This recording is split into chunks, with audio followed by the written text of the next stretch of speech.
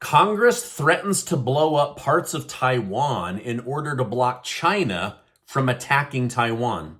Secretary of State Antony Blinken is held in contempt of Congress. Title 42 ends tonight, and the border is crawling with tens of thousands of people hoping to sneak into the country. Plus, Donald Trump blows up ratings at CNN and possibly collapses CNN at the same time. Thank you so much for liking and sharing these videos. Make sure to listen to the end. There's so much news to go over today that affects you. I'll also tell you about our $10,000 cash giveaway. Congress will do something for the first time in American history. Representative Michael McCall says Secretary of State Antony Blinken will be held in contempt of Congress for refusing to hand over subpoena documents about the Afghanistan withdrawal. Secretary of State has never in American history avoided Congress, and so he will now become the first cabinet member to be held in contempt. Now, why do you think Congress would want to have the secret communications of the Secretary of State over the Afghanistan withdrawal? It's not like he did a bad job, right? No. What they're thinking is that Antony Blinken knew exactly what he was doing and that he's hiding something from the American people. Top Pentagon officials, including Defense Secretary Lloyd Austin, have warned Congress that failing to raise the debt ceiling will allow China to make a mockery of the United States.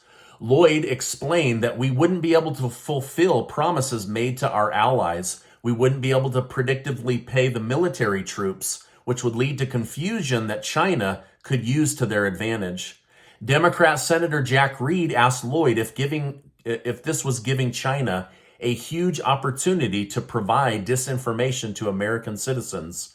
And he said, yes, that is an accurate statement. So basically, the military believes that if they default, this is going to cause chaos around the world, and China will swoop in and use this to their advantage.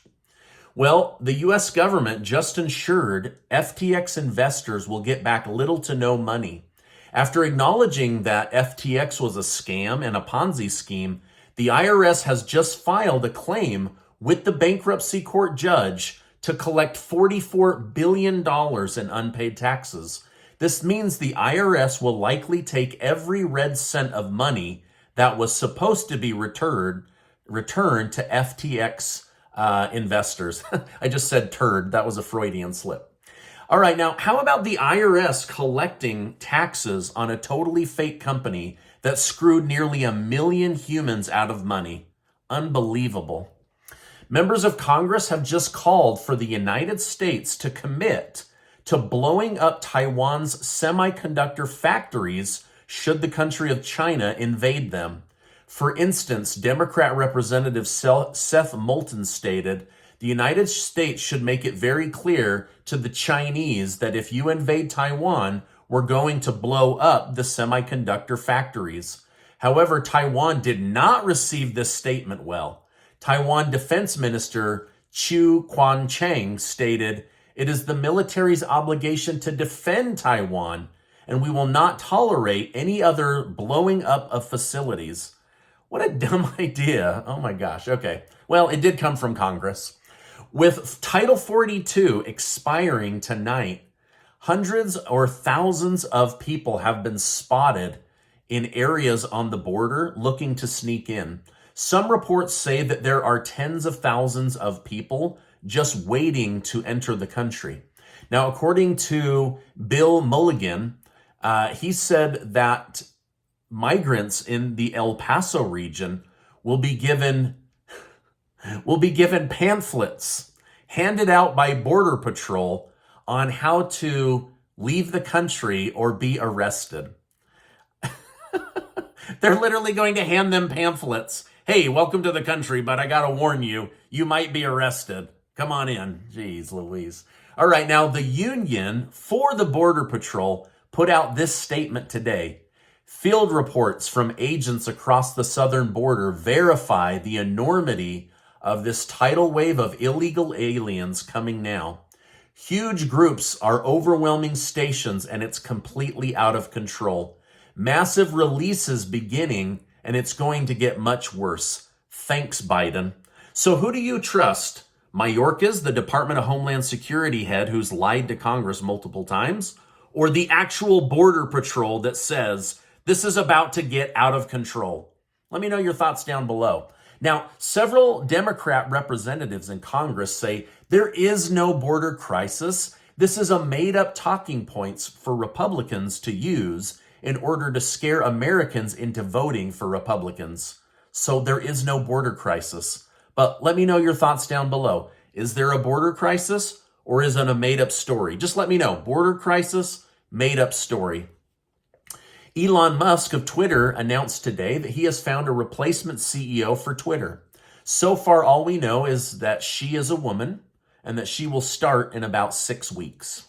Former President Donald Trump attracted over 3 million viewers during CNN's town hall meeting last night. As expected, they didn't take it easy on him with any easy questions. They asked questions about his recent sexual abuse trial, his actions on January 6th, his feelings towards Mike Pence, and his thoughts on Vladimir Putin of Russia. Overall, the performance by Trump received mixed reviews. Many staff members this morning at CNN threatened to quit and trash talk the company and the CEO, Chris Licht, which didn't at all reveal their bias against Donald Trump in any way. However, CNN as a corporation is trying to rebrand itself, and this interview got them a 500% increase in views. So they'll have to decide whether to try to remain unbiased and allow both parties a voice on their network, or if they will continue to be a mouthpiece for the Democrat Party. Either way, they're going to have to make a decision. People vote with their money and they vote with their eyeballs. So CNN will have to make a decision. Now, Democrat Representative Alexandria Ocasio-Cortez of New York was furious after the CNN event. She said this on Twitter: CNN should be ashamed of themselves. They have lost total control of this town hall to again be manipulated into platforming election disinformation, defense of January 6th, and a public attack on a sexual abuse victim. The audience is cheering him on and laughing at the host. Now, on the other side, Republicans reacted positively to Trump's town hall, some calling it a free advertising slot for Trump. Now, let me know down below, did you watch this or did you skip it? I watched probably 15 to 20 minutes of it. I thought that they were tough on the former president and that some of his answers were good and some of them were a little bit confusing. Now, Biden went on Twitter and responded about, basically gave a rebuttal that came down to this: do you want 4 more years of Trump or not? That was his question. So maybe let me know down in the comments, do you want 4 more years of Biden? Or do you want 4 more years of Trump? Or do you want somebody completely different? Let me know down below. According to the European television network Euronews, Ukrainian President Zelensky is planning a major counterattack in the city of Bakhmut against the Russian Federation army. Zelensky reportedly stated, "I am not ready to communicate with you to say when we will be advancing because to some extent this prepares the enemy, and therefore I would like it to be an unpleasant surprise, not the other way around. I think we will achieve the appropriate result." Now, why do you think Zelensky feels so confident? Does he really secretly have 200,000 soldiers and equipment and ammunition ready to go?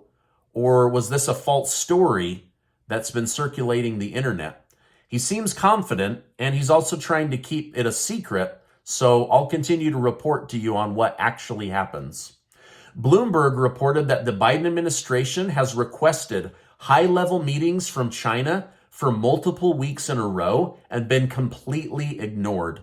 This means that there's almost no communication happening between Washington, D.C. and delegates over in China.